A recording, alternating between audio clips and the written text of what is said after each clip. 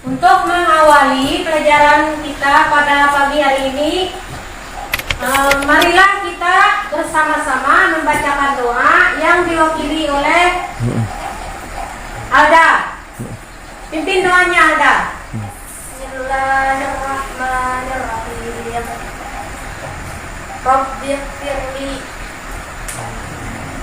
Rabbi zidni ilman warzuqni fahman. Rabbana atina fid dunya hasanah wa fil akhirati hasanah wa qina adzabannar. Amin amin. Ada yang tidak hadir hari ini? Hadir semua. Ya alhamdulillah, tidak ada yang tidak hadir. Hari ini Ibu akan menyampaikan materi tentang meneladani perjuangan Rasulullah SAW periode Mekah.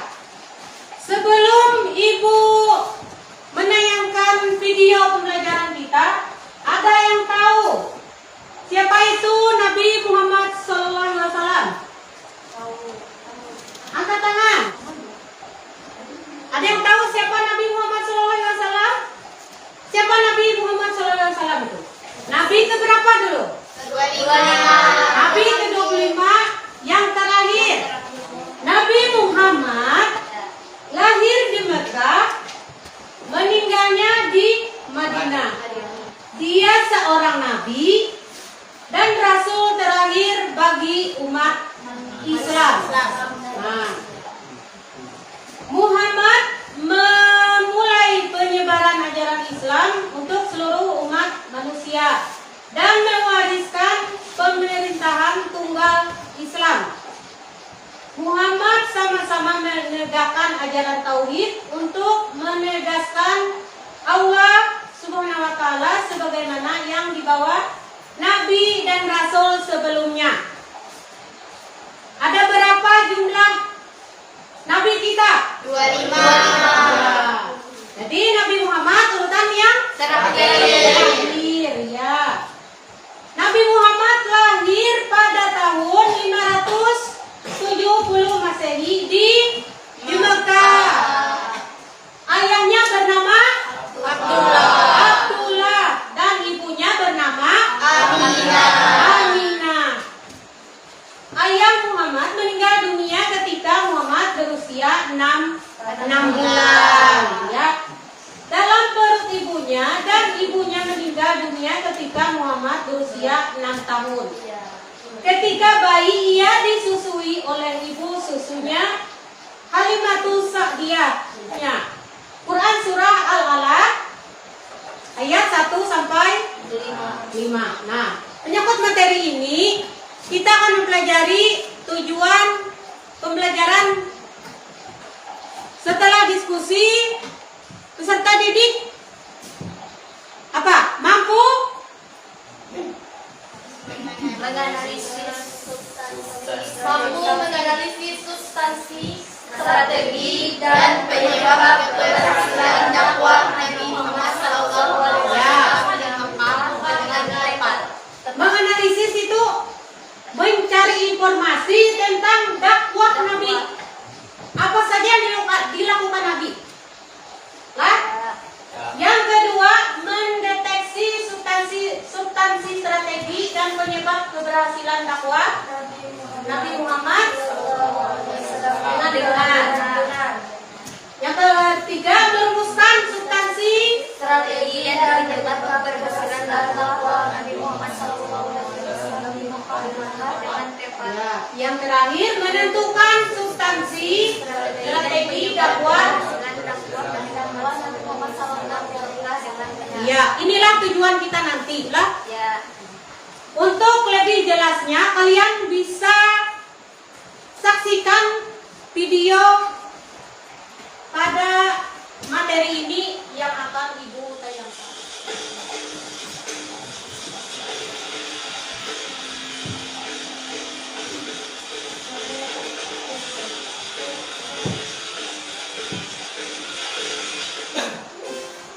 Setelah di Mekah.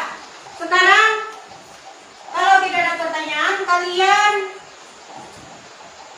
kerjakan diskusi diskusi kelompok pada lembaran tugas yang Ibu bagikan. Untuk materi selanjutnya kalian silakan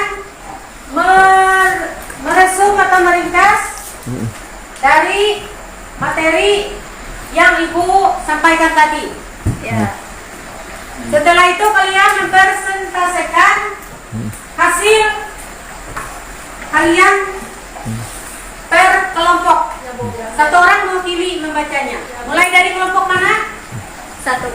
Ya, satu silakan. Alda. Ya.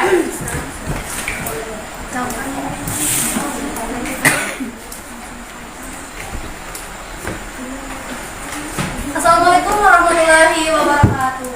Waalaikumsalam warahmatullahi wabarakatuh. Oke, selamat siang, salam sejahtera untuk kita semua. Sebelum memulai hasil penelitian kami, terlebih dahulu kami dari kelompok 1 dengan nama-nama Hari Hidayat, Suhada Muhammad Wahyu Firdaus, Giska Angkaraini, dan saya sendiri Alda Alia. Baiklah, saya akan mulai dari hasil penelitian kelompok. Yang pertama, jelaskan substansi dakwah Rasulullah SAW di Mekah. Jawabannya, Rasulullah membawa ajaran agama Islam dengan Al-Quran sebagai kitab sucinya. Pada awal berdakwah, Rasulullah diutus di kaum jahiliyah Arab. Kondisi bangsa Arab saat itu masih sangat jahil. Contohnya, yang pertama, mengubur bayi wanita hidup-hidup. 2. Memiliki banyak kepercayaan. Yang ketiga, menyembah berhala. Nah, di tengah kondisi yang sangat jahiliyah ini, Rasulullah hadir dengan membawa 2 substansi dakwah, yaitu yang pertama, menanamkan ajaran tauhid. Rasulullah menanamkan kepada bangsa Arab bahwa hanya Allah yang berhak untuk disembah dan tidak ada sekutu lain selain Allah. Hanya Allah Subhanahu wa Ta'ala yang esa. Rasulullah mengajak Arab jahiliyah untuk meninggalkan berhala-berhala sembahan mereka karena berhala itu tidak mampu mendatangkan maslahat atau mudarat apapun. Hanya Allah yang Maha menguasai, yang menciptakan langit dan bumi beserta isinya. Yang kedua, memberikan keteladanan akhlak dalam kehidupan sehari-hari dibanding dengan berceramah untuk menanamkan ajaran Islam. Rasulullah SAW lebih memilih untuk berdakwah dengan akhlak yang baik, karena pada saat itu sangat sulit untuk mendapat kepercayaan orang-orang Arab. Contoh dakwah Rasulullah SAW yaitu berlaku lemah lembut kepada bangsa Arab. Menjenguk dalam presentasi saya sebagai perwakilan kelompok 1. Mohon maaf atas kekurangannya dan terima kasih untuk perhatiannya. Sekian, Assalamualaikum warahmatullahi wabarakatuh. Waalaikumsalam.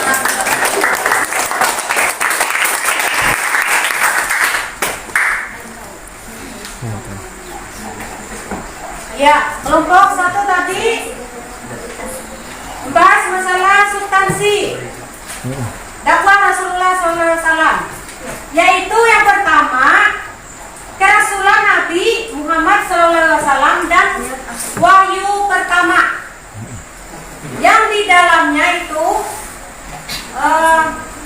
mendapatkan perintah untuk berdakwah sesuai pada ayat Quran Surah Al-Alaq 1 sampai 5. Kemudian ajaran pokoknya tentang akidah. Akidah itu artinya membawa ajaran kepada Tuhan, kepercayaan kepada Tuhan. Nah, yang kedua, akhlak mulia. Nabi membawa keteladanan yang ideal, tampil sebagai sosok yang jujur. Nabi sebagai contoh, sebagai orang yang dapat dipercaya. Itu dari sifat Nabi. Nabi mengajarkan akhlak, dan kemudian beliau juga menjadi contoh sampai digelar dengan Al-Amin, yaitu orang yang dapat dipercaya. Ya, mungkin dari kelompok 1 itu Ibu tambahkan materinya. Kelompok 2 silakan persentase.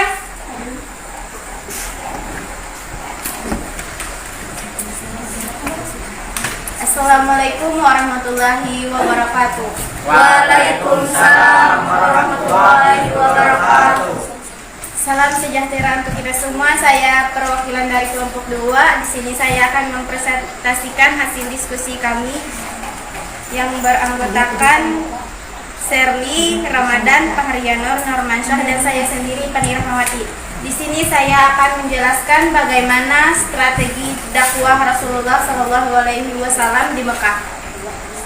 Jawabannya adalah dakwah secara rahasia atau diam-diam yang dilakukan sembunyi-sembunyi yang hanya terbatas di kalangan keluarga dan sahabat terdekat. Hal ini dilakukan agar tidak menimbulkan keresahan dan kekacauan di kalangan masyarakat Quraisy, mengingat kerasnya watak suku Quraisy dan keteguhan mereka berpegang pada keyakinan dan penyembahan berhala. Yang kedua, dakwah secara terang-terangan kepada khalayak ramai, dimulai kepada sanak keluarga, kemudian kepada kaumnya dan penduduk kota Mekah yang saat itu menyembahnya kepada berhala begitu kuat. Yang kedua, jelaskan reaksi kaum kafir Quraisy terhadap dakwah Rasulullah. Jawabannya adalah yaitu kaum kafir Quraisy menolak dan geram terhadap ajaran yang dibawa Rasulullah SAW.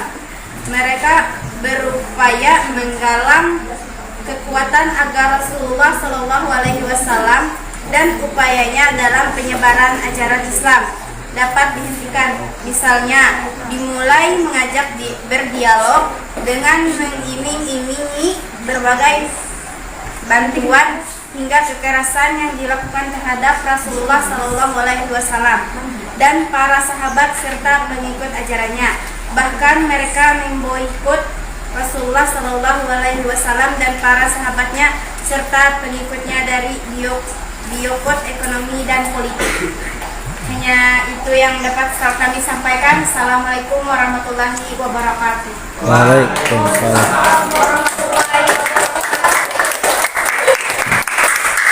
Ya, untuk kelompok 2 tadi tentang Jelaskan bagaimana strategi dakwah Rasulullah SAW. tentang strategi dakwah Rasulullah. Strateginya tadi ada 2. Yang pertama secara rahasia, sembunyi-sembunyi dulu. Mengapa sembunyi-sembunyi atau rahasia? Karena kerasnya watak kaum suku Quraisy ya kaum Quraisy saat itu dan keteguhan perkawinan, perdagangan dengan Bani Hashim, sehingga pada saat itu mengakibatkan kaum muslim kelaparan, kemiskinan, ya sengsara mereka akibat dari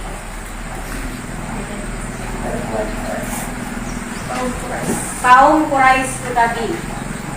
Kemudian apalagi perjanjian Aqabah 1 dan 2. ya, perjanjian Aqabah 1 dan 2 itu isinya tentang Orang-orang Yasrib berjanji kepada Nabi untuk tidak menyekutukan Tuhan, tidak mencuri, tidak berzina, tidak membunuh anak-anak, tidak mengumpat dan memfitnah, baik di depan atau di belakang, jangan menolak berbuat kebaikan. Nah, itulah strategi dari dakwah Nabi membuat perjanjian Aqabah 1 dengan 2. Artinya jangan mengubur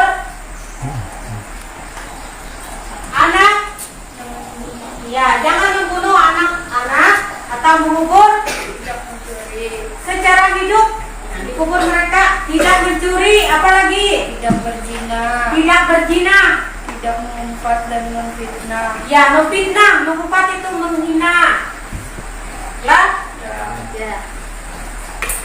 Itu yang dilakukan perjanjian Aqabah 1 dan 2. Nah, mungkin dari semua materi ini kita simpulkan bersama-sama.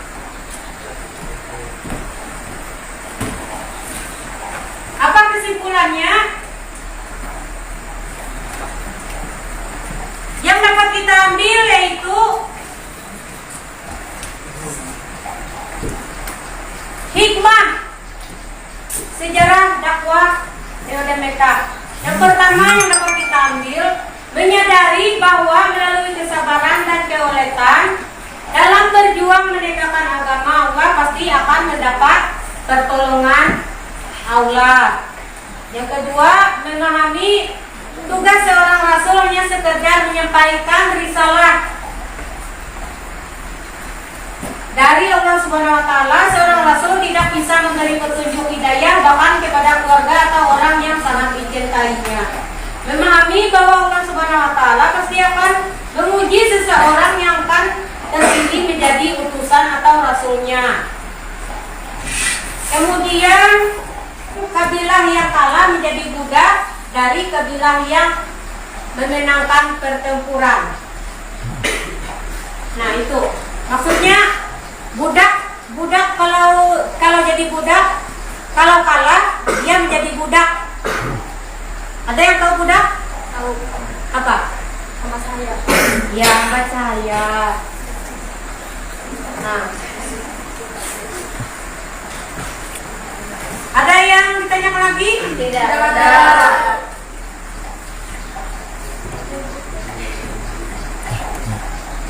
Nah, sekian dari materi Ibu tadi tentang substansi strategi dakwah Rasulullah Sallallahu Alaihi Wasallam periode Mekah. Terima kasih untuk siswa-siswi yang sudah aktif dalam diskusi, sudah mengikuti pembelajaran dari awal sampai akhir dengan baik. Ibu ucapkan Assalamualaikum warahmatullahi wabarakatuh. Waalaikumsalam.